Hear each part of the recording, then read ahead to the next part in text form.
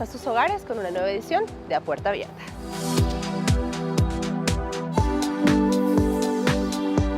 La formación de maestros y profesionales en el área de la educación será el tema que trataremos hoy. Y a contracorriente es el título del libro que se presentó en el hall de la vicepresidencia junto a un importante grupo de coautores. Viviremos los momentos más destacados de la conferencia de Íñigo Errejón junto al vicepresidente del Estado, Álvaro García Linera.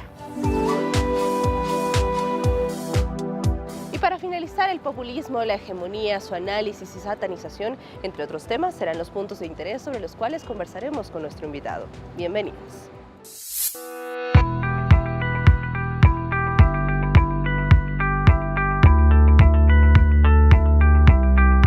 La educación aporta al desarrollo del país, al desarrollo de la persona individual, pero no es posible pensar en el desarrollo de la persona individual si no se mira a la persona también en su papel y en su rol, en su comunidad, en su familia, en su sociedad.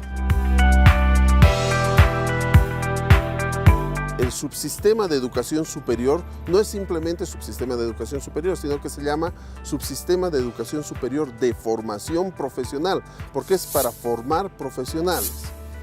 ¿Cuáles son las instituciones de educación superior? Las universidades, están las escuelas superiores de formación de maestros y están los institutos técnicos tecnológicos y los centros de educación artística.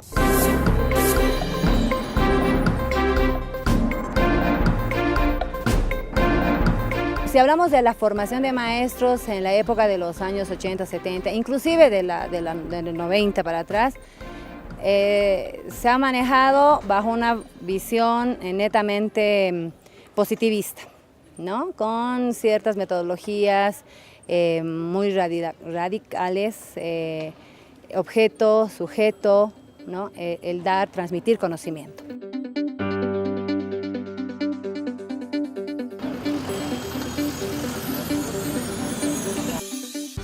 Soy paceño de corazón y orgullosamente boliviano. Me estoy formando profesionalmente en la Escuela Superior de Formación de Maestros Antonio José de Sucre y en la especialidad de Educación Física y Deportes.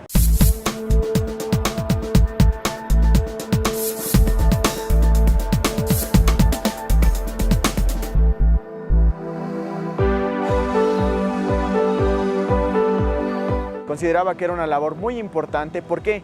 Porque esta profesión llega a todas y cada una de las personas, a los niños, adolescentes. ¿Qué profesional que haya salido de cualquier universidad o tenga cualquier profesión no ha pasado por un profesor? Cada uno ha experimentado un diferente cambio en el ámbito del deporte y te vas dando cuenta qué experiencias han tenido tus compañeros y vas aprendiendo de ellos. Yo creo que ese es el principal, un principal fuerte que tiene la educación ahora, que antes solamente el docente te transmitía esa educación y todo lo que él decía era ley. Pero hoy en día esta nueva educación es abierta para todos, es comunitaria, donde todos aprendemos de todos. Ahora la mirada ha cambiado desde el 2009, desde el 2010 y las escuelas superiores de formación de maestras y maestros ahora son parte del subsistema de educación superior porque además de formar en 3 años a las maestras y maestros, forman ahora en 5 años y les dan el grado de licenciatura, pero además posgrados con la Universidad Pedagógica.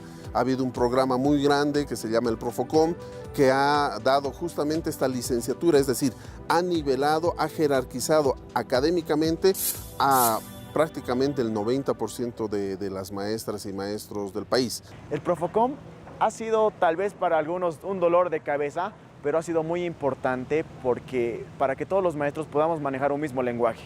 Y con el programa Profocom, con la universidad, entonces muchos maestros han entrado otra vez, ¿no? a pensar, a repensar, a ser críticos y autocríticos de su práctica educativa. Además, al menos eso es lo que se quiere, ¿no?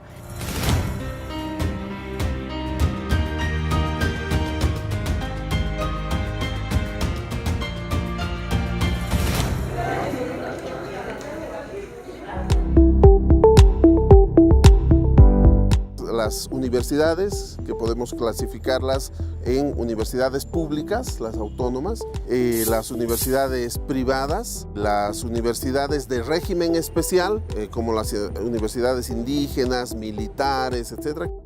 La sociedad, la ley, la Constitución han ido dando algunas pautas en las cuales las universidades están encaminándose, las autónomas. Están las universidades privadas. Las universidades privadas, de hecho, han hecho ajustes a sus currículos, a temas del modelo educativo sociocomunitario productivo, y luego están las universidades de régimen especial, las universidades indígenas, que son 3 universidades para tierras altas, valles y tierras bajas, que están con la mirada de educar, profesionalizar a las personas, a los jóvenes del área rural, sin desarraigarlos del área rural. También hay universidades de las Fuerzas Armadas, hay universidades de la policía, por ejemplo, que son universidades de régimen especial porque está bajo tuición de sus instituciones, de las Fuerzas Armadas y de la policía, con todo lo que eso implica, dan formación, posgrados, etcétera, ¿no? Requiere conocimiento, ciencia y una formación sistemática. Puede haber un eximio pintor o pianista sin necesidad de pasar por aulas. El Estado reconoce eso, pero además ha creado instancias donde puedan formarse académicamente. Lo importante, más que esta diferenciación semántica que puede tener incluso distintas interpretaciones, es el sentido, ¿no? Es la aplicación del conocimiento de la ciencia para la producción.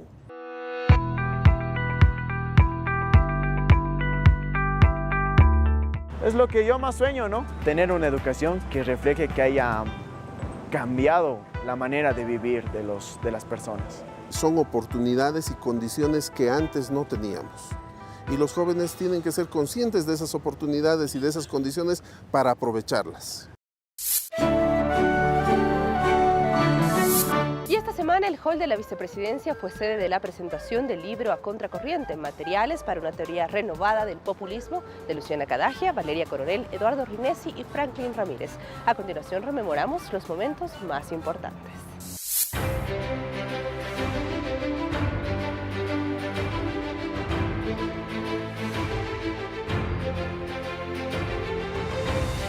Ahora creo que la vicepresidencia se ha vuelto una casa más para nosotros, los que estamos buscando informarnos, buscando conocer cosas. Entonces es genial tener la vicepresidencia abierta. Me parece muy interesante que haya nuevas propuestas, nuevas sugerencias y nuevos conceptos que puedan aportar, y más que todo al contexto boliviano.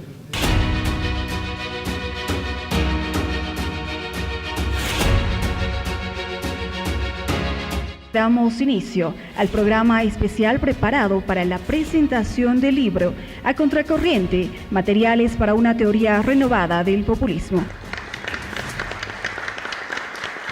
El concepto del populismo, la tradición de pensamiento populista, ayuda a poder pensar otros escenarios de la política, ¿no? Entonces, en ese sentido, nos parece que es también muy enriquecedor.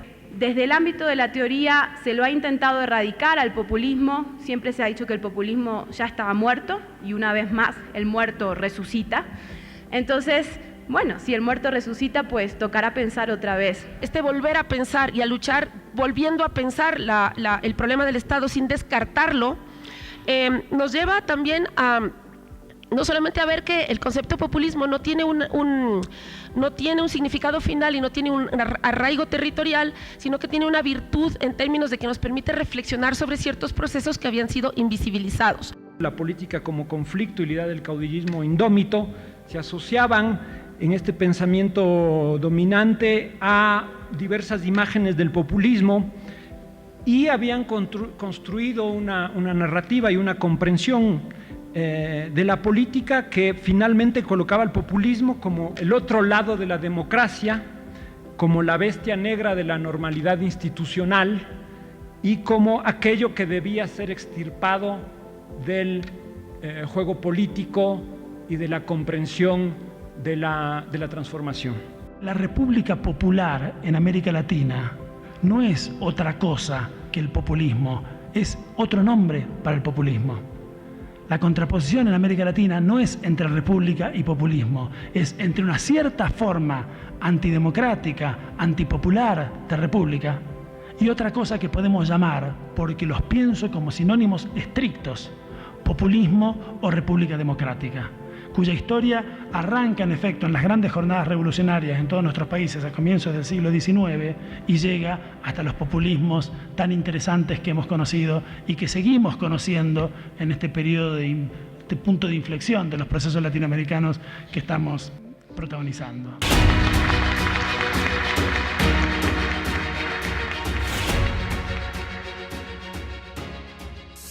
El destacado político español Íñigo Errejón estuvo en Bolivia para brindar una conferencia magistral comentada por el vicepresidente Álvaro García Linera. A continuación recordamos los momentos más destacados.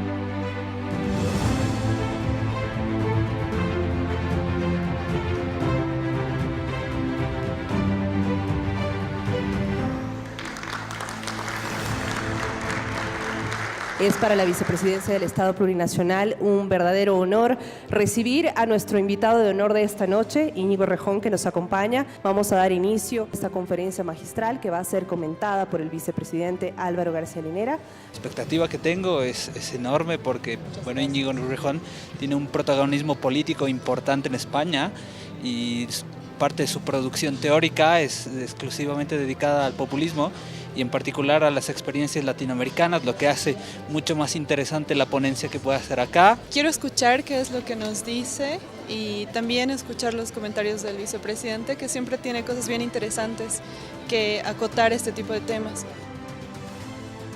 ¿Cómo nos enfrentamos a un término que es aplicado al gobierno boliviano, al gobierno norteamericano de Donald Trump, a la señora Le Pen en Francia? ¿De qué nos sirve un término que agrupa experiencias políticas no solo tan diversas, sino opuestas, que están defendiendo cosas drásticamente opuestas, ¿no? O contrarias? ¿Cuál es la diferenciación principal que podemos hacer y que nos permite, establecer un orden en nuestras cabezas? En mi opinión, es la genealogía del pueblo. En los fenómenos populistas de signo reaccionario, el pueblo es una comunidad definida en el pasado. Y es un pueblo que a menudo se construye contra los más débiles. Es esta definición del fascismo como el odio del penúltimo contra el último. Por el contrario, los fenómenos nacionalpopulares de signo progresista, democrático, transformadores, que se definen por una concepción del pueblo, por una genealogía del pueblo, que está siempre por construir. El pueblo no es una comunidad de lo que fuimos en el pasado. Es un proyecto permanente de lo que queremos ser en el futuro. Y el núcleo esencial es una voluntad de vivir juntos en una comunidad de libres e iguales. Ahora, Íñigo nos ha colocado un elemento decisorio para entender el populismo. Es un tipo de hecho político, de proyecto político, que surge en momentos de una crisis. Esos son los momentos en que surge el hecho populista, o puede surgir el hecho populista. Entonces, esta idea de Íñigo, ver lo populista como una forma de democratización social, como una forma de ampliación de la participación y de reconocimiento de derechos, te coloca en otra mirada. Con todas las diferencias que tiene la acción política en Bolivia y la acción política en mi país, en España, yo quiero decir que sin el calor, sin el aprendizaje humano, sin el aprendizaje militante y sin el aprendizaje intelectual, nosotros no seríamos. Realmente una exposición en la que valía la pena estar. El comentario del vicepresidente aclaró muchas cosas que tal vez habían quedado sueltas y presentó un concepto que espero que en el futuro lo amplíe, porque realmente me dejó como esperando. Ha sido muy interesante, demasiado exacto en los términos que ha podido emplear Íñigo. Ha ido un término, como dijo el vicepresidente, populismo, que ha sido manifestado y ha sido tomado como algo despectivo, ¿verdad? Pero con esta conferencia he podido notar que es mucho más allá, que trasciende y que debemos trascender nosotros como pueblo, que el populismo se lo pueda defender.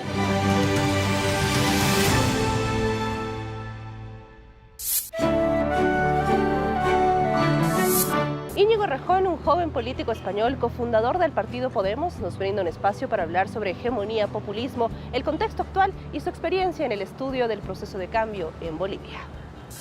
Íñigo, quiero partir por algo que seguramente te lo han preguntado muchas veces, no sé si en Bolivia, pero ¿por qué un joven español como tú decide hacer una tesis de doctorado basada en una realidad boliviana que en aquel entonces, hablando del 2006, no era conocida como en la actualidad? Yo conocí Bolivia en el 2006, iniciándose el proceso constituyente, y me enamoré del país. Yo tenía un proyecto para hacer una tesis sobre otro tema, completamente diferente, sobre la geopolítica de Estados Unidos, y me enamoré del país, y me gustó mucho. Y empecé a enamorarme también del proceso político. Bolivia, con muchísimas diferencias con España y con la política europea, sin embargo, demostró que los pueblos son mayores de edad, que claro que cometen errores, pero que son capaces de dotarse de normas y de acuerdos para convivir en paz, en prosperidad y mejorando las condiciones de igualdad de oportunidades, de inclusión.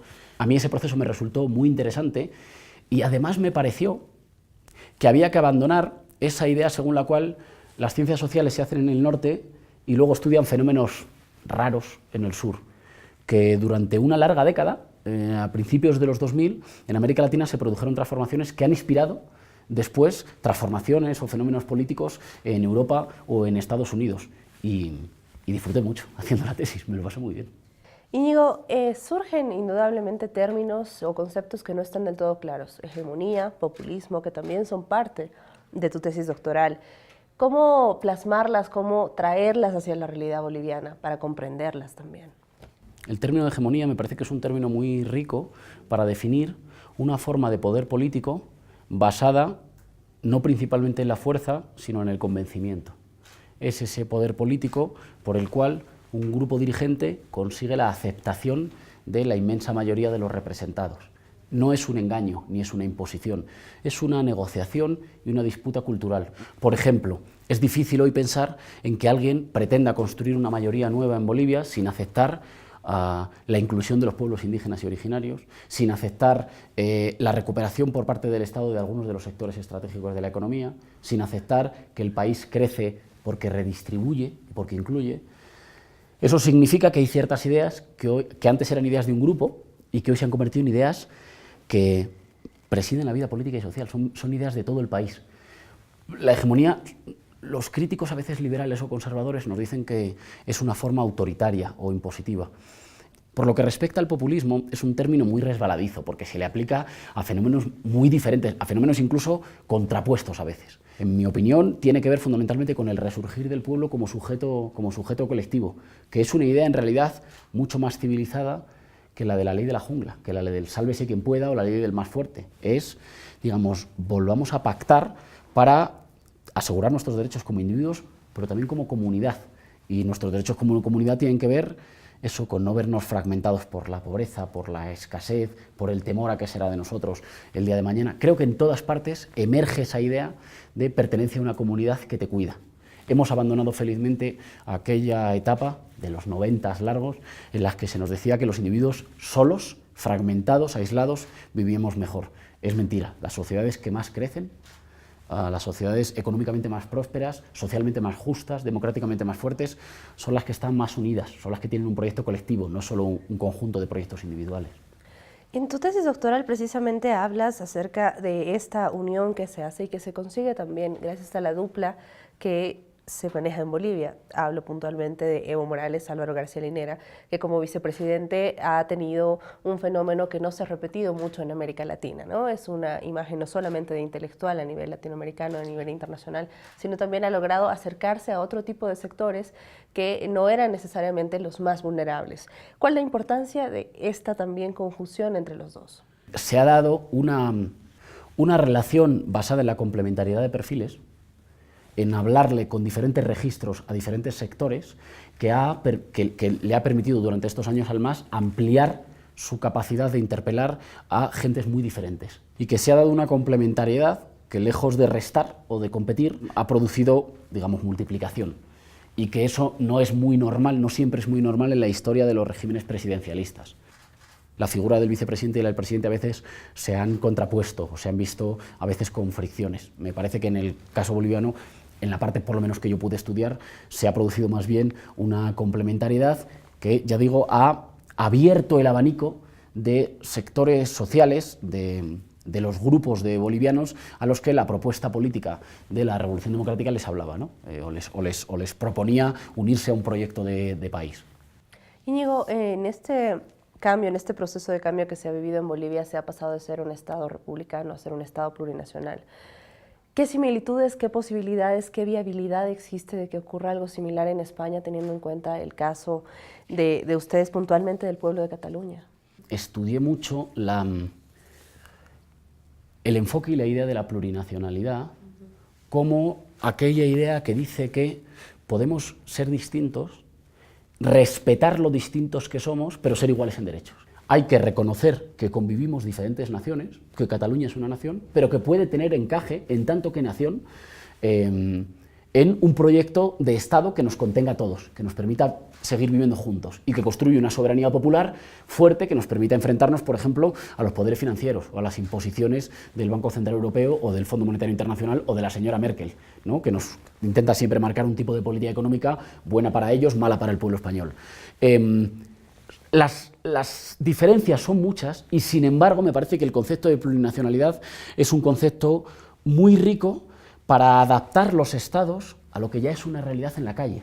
Yo creo que eso no debilita a los estados, sino que eso los fortalece, porque los hace de todos. Y al hacerlos de todos y hacerlos que mucha más gente sienta que son el suyo, que no es una cosa lejana allá en la capital, allá en la ciudad, allá muy lejos de mi casa, sino que habla también tu idioma, se expresa en tus términos, reconoce tu autonomía, reconoce tu derecho de autogobierno, el Estado se ensancha, se enraiza más en la vida cotidiana de la gente y por tanto puede prestar más y mejor derechos.